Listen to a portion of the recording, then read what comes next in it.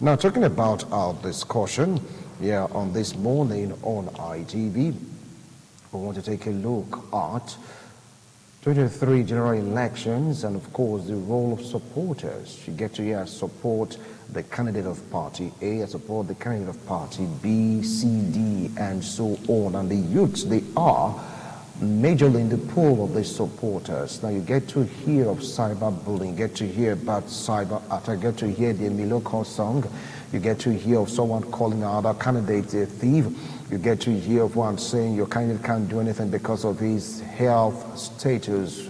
And the police have been sounding serious warning to Nigerians not to cross the red line in this particular election, or else they'll be, dealt with according to the law, with accordance with the law. With me here in the studio is the #1 youth in Edo State, talking about the National Youth Council of Nigeria, Edo State chapter. Join me to welcome Osahon Obasuyi. Welcome to TMI, this edition. Appreciate your comment. Thank you so much, Wisin. Good morning. Good morning, viewers.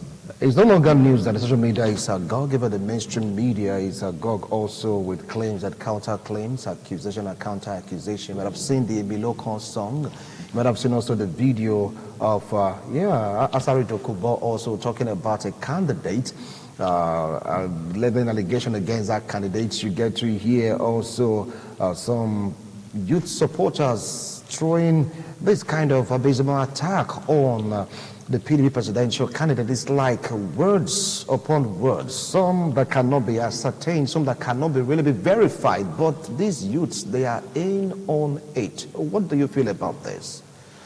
Well, thank you so much, Mr. Wisin. Good morning, Nigerians. Good morning, Edo people. Well, when elections are around the corner like this, you got to hear a lot of things. You've got to know, different things that has transpired even in the past. Even if they say when you want to contest election, that's when you really know yourself. Yes, even though you know yourself, but again, people will now begin to tell you about yourself. Tell you all the wrongs that you have done. Even since birth and all that. So that is why we will continue to admonish our leaders, talk to our leaders. When you get an opportunity to occupy any office, try to, be modest, so that after that time, when people want to talk about you, they should have good things to say about you, not things that you hear, you begin to have fear that, oh, these people are against me, they are doing all sorts of things, against me and all that.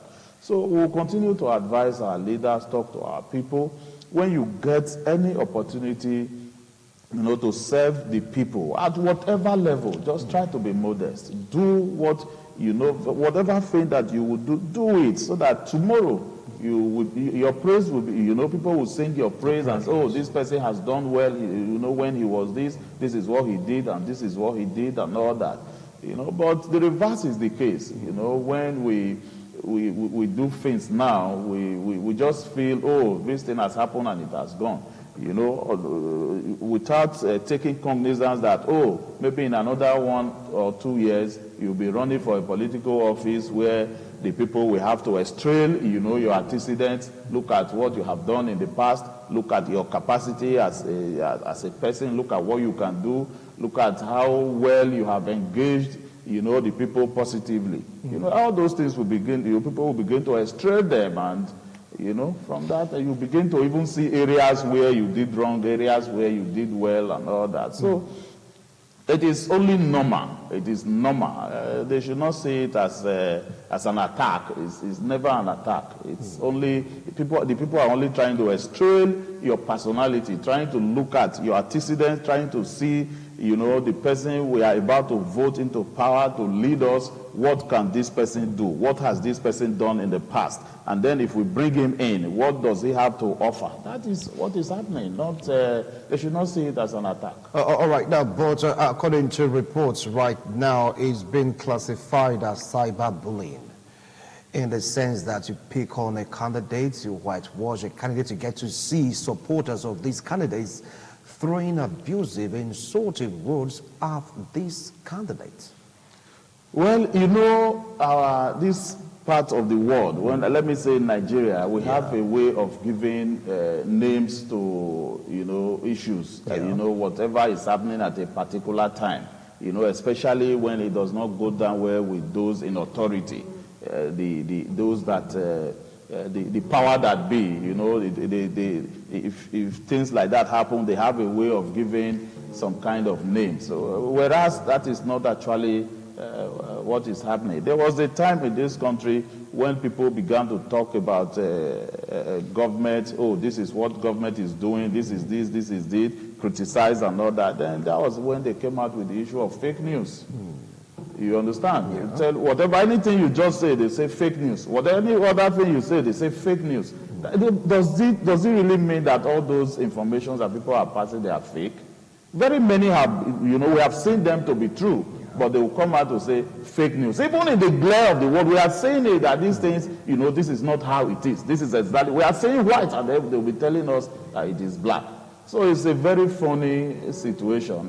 If, you know, there's this saying that in every rumor, there is an element of truth, you know. Something must have transpired. Something like that must have happened, you know, for it to come out, for people to begin to talk about it. So, you know, it's only a name they have given to it. That is not to say that those things are not true. So it's only a name that are given to it. Now let's take a look at the video. It was a live stream video by, Dokubo, one of the Niger Delta defendants, according to him. Well, he accused a candidate of being a thief. So what would you say about that? Well, if the man in question, talking about Asari Dokubo, if it's something that he cannot prove, I don't want to believe that he will go to the social media to make such a comment.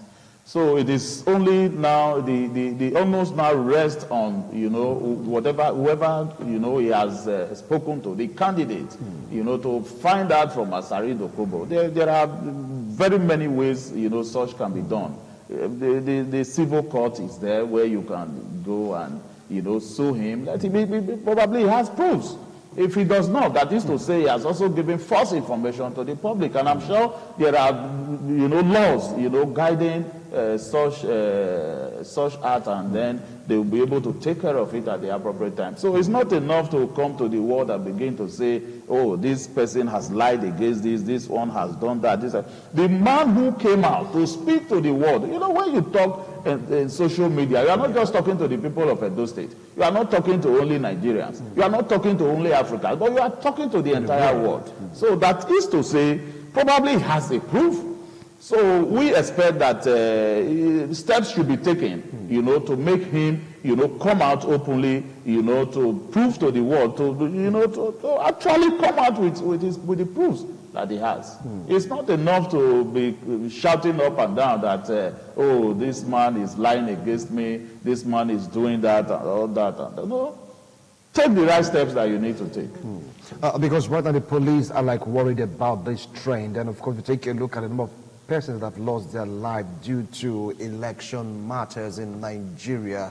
The number is increasing, and they've warned that every war of words, every battle in an election always starts with what a particular set says about the other set. Other than this, if not controlled, can lead to turbulence during the election.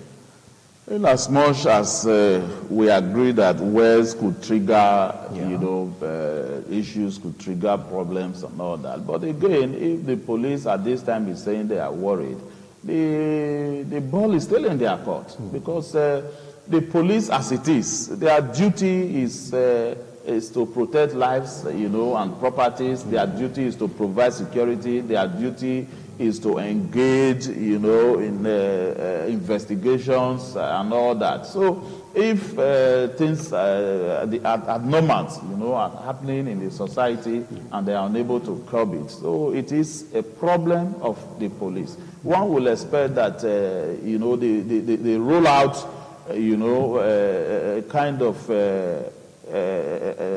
movement, you know, that will curb, you know, all this. It's not enough to sit down in the office and be shouting.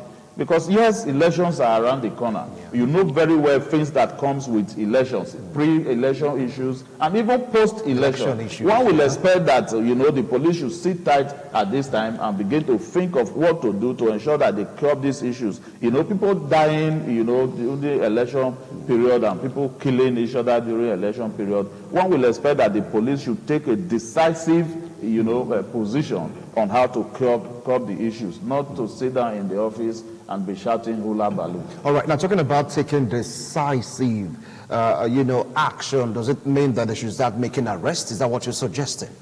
Not necessarily make arrests. You see, there are a lot of things the police are supposed to be doing. Even the police can sensitize the people on how to go about issues, especially when elections are around the corner.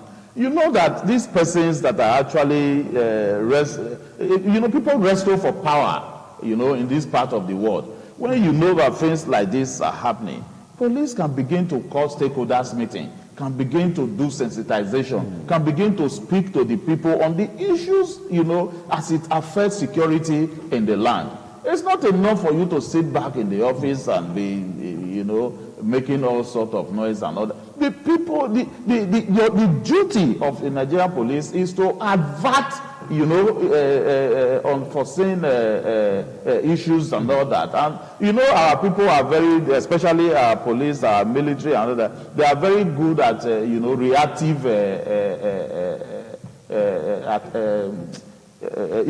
you know, to react, you know, after a particular thing has happened. They're not you proactive, know, instead of, they are reactive. They're supposed to be proactive, you know, but our people, our security agencies, they are very good, you know, to react to issues. That is not what it should be. You should be proactive. Some of these things, you know, even before it happens, information would have been out. The police would have gotten, you know, adequate information to ensure that they stop, you know, the act from happening. But they will sit back in the office, allow whatever it is to happen, and then they will now react that situation have returned to normal in a particular place where maybe about 5, 6, 7, up to 10 persons have been killed. They will go there, you know, and then they will tell you. But right now, they are being proactive because they are warning already. Is that not being proactive? Well, it's not. They've come out to warn. Look, it's not enough, sir. It's not enough, sir, to sit down and be warning. Like I said something just now. Okay. Stakeholders meetings should be called. Invite these persons that you believe, you know, are taking steps that they are not supposed to take. Address them, talk to them, sensitize them. You know, let them know what they are about going into. This is what is going to happen if you do this. This is what will happen if you do this. But you are there in the office shouting, don't do that, don't do that. Bring them to a roundtable discussion. And then have a discussion and then hit the nail on the head. All right. Now, if you take a look at sensitization of these youths, some are saying that it's a duty of political parties of these candidates, even INEC, to sensitize these youths, so they won't go above board in doing all of this. From your own assessment, are they doing it right now? Brother, every institution have their responsibility. INEC is talking about elections. INEC is talking about, you know, you go and register. You get your PVC. Be involved in the process. The police, as a major stakeholder in elections, as it affects security, is supposed to be talking about the security of the elections. Now, this is what we should do. The electoral laws are there. The things that people should do, they are there. You know, the police should be able to now be sensitizing people, talking to people that they should play the game according to the rules. What about the umpire of the election? What about the political parties and candidates? Yes, are they doing it right now? Because it's like they are finding the ember of chaos in this kind of... You see, when you are involved in a particular thing, you look at your major concern. Like I mentioned, what INEC is doing. That is not to say INEC will still not engage the police, you know, as regards election process. Yeah. But again, INEC have some very major issues that they are tackling. INEC, like you mentioned, they are the umpire. Yeah. You know, their duty is to conduct elections. They just concluded voters registration now, and after now the publication of the names and credentials of candidates and all of that, INEC is doing all that. INEC will, I think around September, October or so, they will start distributing voters cards and all that in preparation for the elections. Yes, security issues are there. We now expect police, as the Nigerian police, as a major stakeholder, to also handle the issue of securities, you know, while collaborating with INEC. Political parties are very much concerned on how to win elections. Their own is to campaign to the people, not to begin to look at security issues. Even though, yes, security is the business of everybody. But there are persons saddled with this responsibility. There is an institution saddled with this responsibility. You know, this should be their major work at this time. They should begin to, you know, bring out issues of security. Areas where they need to involve INEC, they involve INEC. Areas where they need to involve the political parties, they involve them. Areas where they need to involve youth leaders like us, they should also, you know, involve us. They will see that that institution called the Nigerian police, they are working. You know, it's not to sit back in the office and expect everything to come from the table of the INEC or the political parties. Political parties they are very much concerned about campaigning, winning elections, you know, and all that. All right. What about the National Orientation Agency?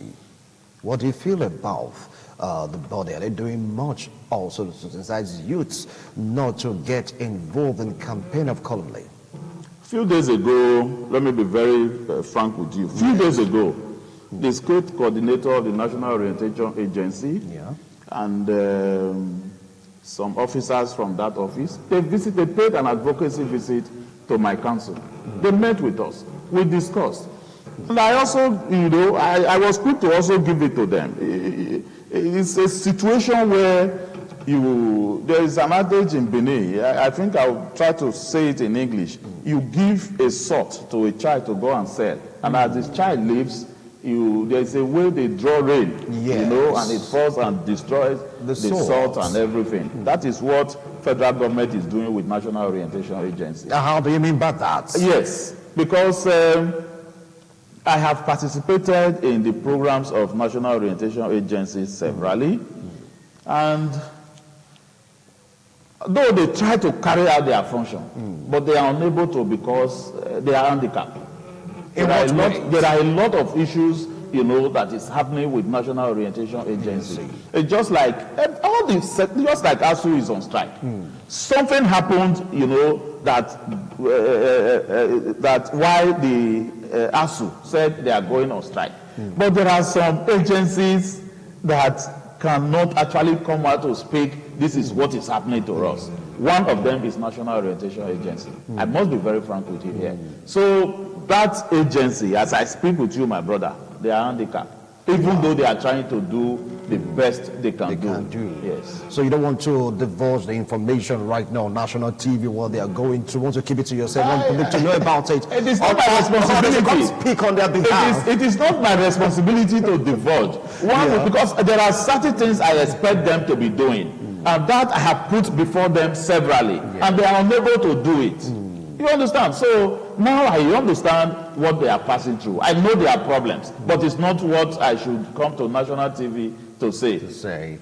All right, Obasio Saho, the chairman, Nigerian Youth Council of Nigeria, Edo State chapter, he has another appointment. Very, very conscious of your time. Thank you so much for obliging us. We've heard from the youth chairman. Now let's get to hear from other youths. Why do you think youths are really involved in this kind of campaign, even on the social media? You get to hear this candidate is a thief. You get to hear this candidate cannot do anything. He's so shaky. You get to hear this candidate dealt with Nigeria power sector. That's why we are suffering. Is it really called for in this particular terrain or time when the election is fast approaching? So, thank you so much for coming. Thank you so much. But before I go, I have a message for the youth. All right. We will continue to sensitize our youth on the need for them, you know, to be very useful to themselves and be useful to the society. Yeah. We must shun all social vices. We must ensure that we have something doing. For those that are not engaged right now, you can actually learn a trade, you can learn a skill so that you can be useful to yourself, and possibly also when you learn, you can also now empower others. It is very important. Like the Englishman would say, an idle mind is the devil's workshop. So it is very, very important, that we get ourselves busy. And then again, the 2023 general elections is around the corner. Youths all over the country must be involved in the process of this election. So for those of you that have registered, get yourself prepared when these cards are being distributed. Get your PVCs, arm yourself with them, so that we can have a new Nigeria of our dream. Thank you so much. You see, you have so much to say, but you really, really needs to go right now. Thank you once more. I appreciate a wonderful analysis. Hope I'll call on you next time. You have ample time to really spend time with us in the studio. All right, thank you, thank you. Well, let's get to hear from other youths how they feel about all these activities. Don't go away. This is today's edition of This Morning on ITV.